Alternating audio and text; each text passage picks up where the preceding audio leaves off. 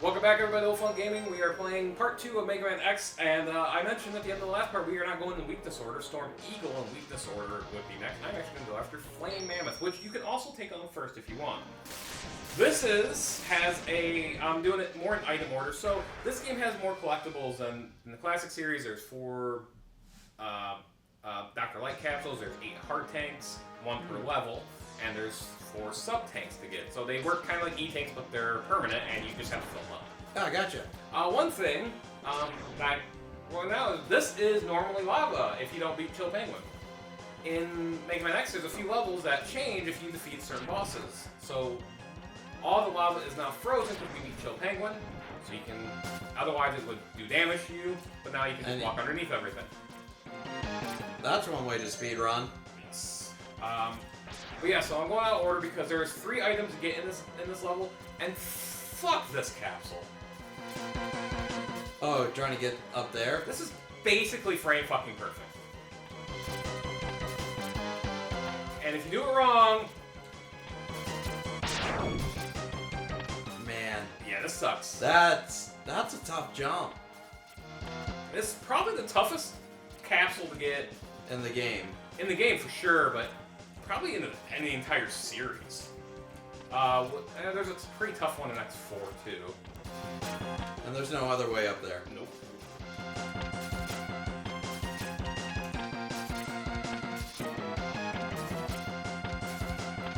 This jump sucks. I've never been good at it. It's basically frame perfect.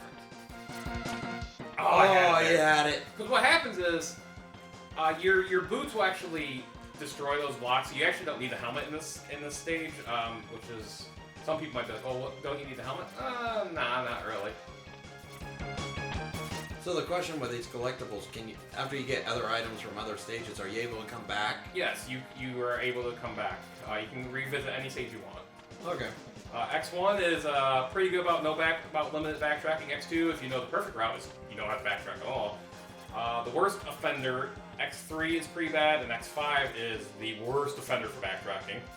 X6 is weird about backtrack. X4 was pretty easy. You only have to backtrack once. So this is going to be the part, me doing this. Yeah, us 2 minutes in, and this video can't be monetized since you've already dropped. Fuck. You can't do that in the first 5 minutes. Yeah, I can't do that in the first 5 minutes. I know, community, but we also haven't signed that agreement yet.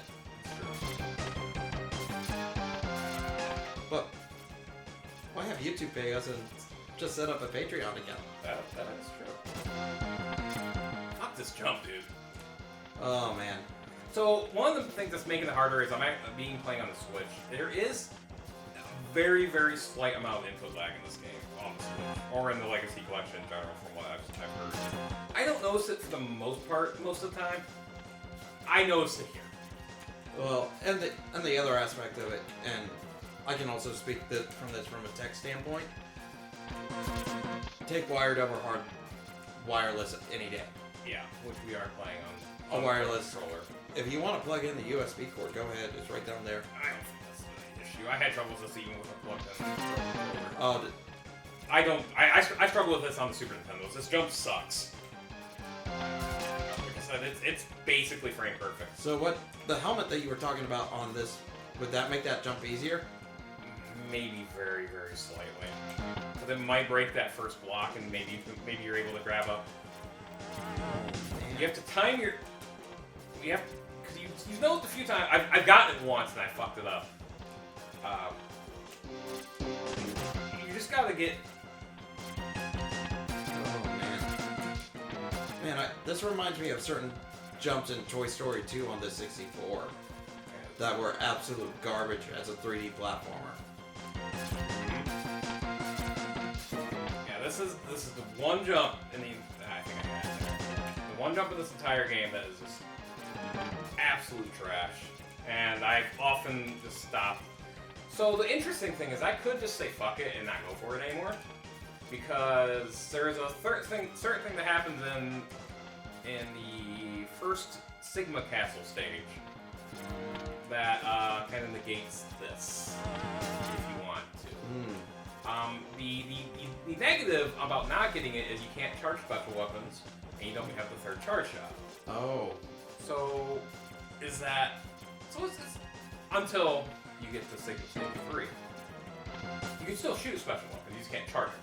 Which you can charge in Mega Man X, which you couldn't do in, the classic series. Damn it! Oh, man, that was close.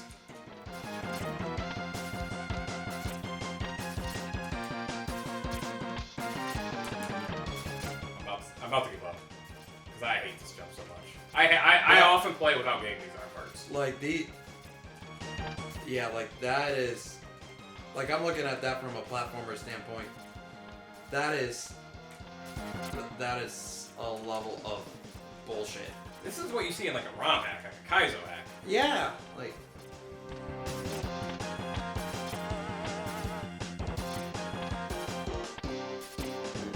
Man, that's a rough jump. Yeah, that is a rough frickin' jump. Again, I do love this game. Don't love this. To me, it's one of the hardest, if not hardest, jumps in the entire game, in the entire series for collectibles. I don't think even the collectibles in Super Metroid were that hard to get. No, there were some that were just dumb. There were some that were like, oh, I should have done that. And there's some that's just stuck in a wall that you have no idea it's there. But none that seems Kaizo-y. Yeah. Like this does.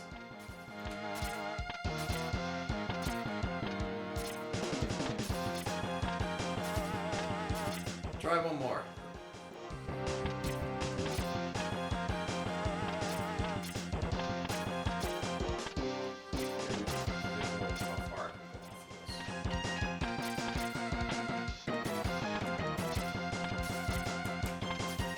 Yeah, this jump sucks, folks. I'm sorry for putting you guys through this. But I wanted to show you that I've never been good at this. So if there's an easier way, maybe I'm missing something. I could come back and try it with the helmet, but I don't think... I've done research on this, and I've never seen something make this easier.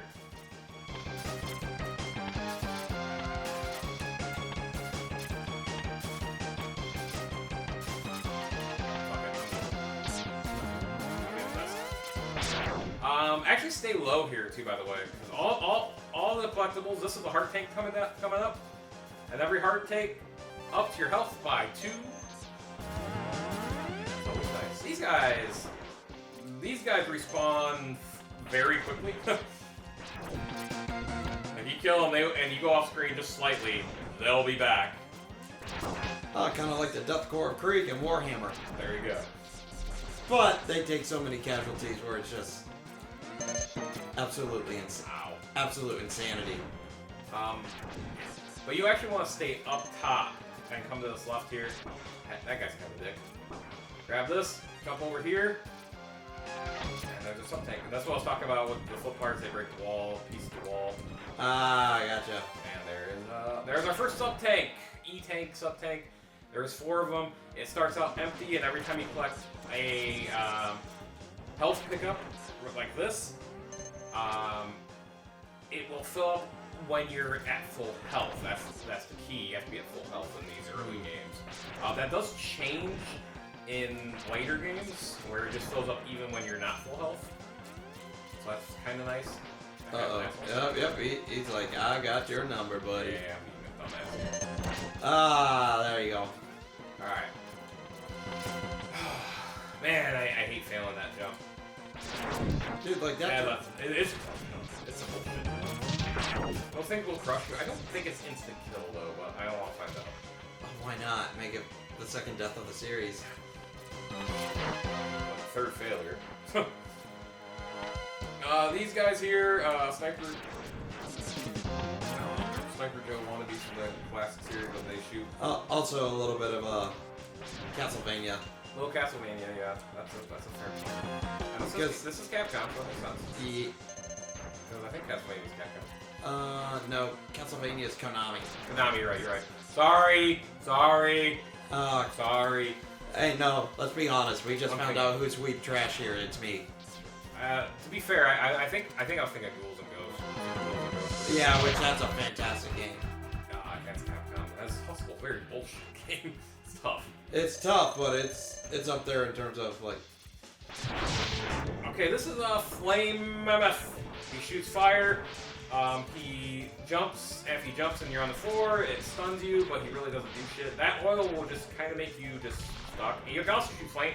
He can shoot flames at it to make it on fire as well, which is kind of interesting. But this is really the battle here. If you have the boomerang cutter from Boomerang, you can actually cut off his nose, his trunk. Aww. And that's interesting. Well, also clever too in terms of game design. Yeah. There's actually 2 bosses there like that. We'll talk about the second one later. You can kind of see what kind of this battle. This battle is not overly difficult either. Definitely one that you can take on first. The biggest thing is he does a lot of damage if he hits you, but everything is fairly easy to avoid. His stomping ability does not knock you off the wall, which is nice. So I would hang to the wall as best as you can. And just knife him. Just knock him out. One thing I forgot to talk about, I'll show off in the next part, is if you dash and shoot a single pellet, it does 2 damage instead of 1. Oh, really? Yep. I don't know why that is, and it works on bosses, but you can dash, shoot, and it does double damage. Is that a glitch or is that built in? I don't know the answer to that. I feel like it shouldn't be that way. Yeah. But it's in the first 3 games. It didn't take it out for any of the 3 games. I haven't talked about the weapons. The boss weapons you get in this game are pretty awesome. Mm-hmm. We got Shotgun Knight from Chill Penguin. That is awesome. The flame weapon there is pretty awesome as well. What we got time-wise? We can probably...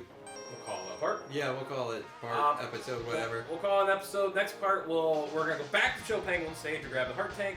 All right. And then we'll have the Storm Eagle. Until then. See ya.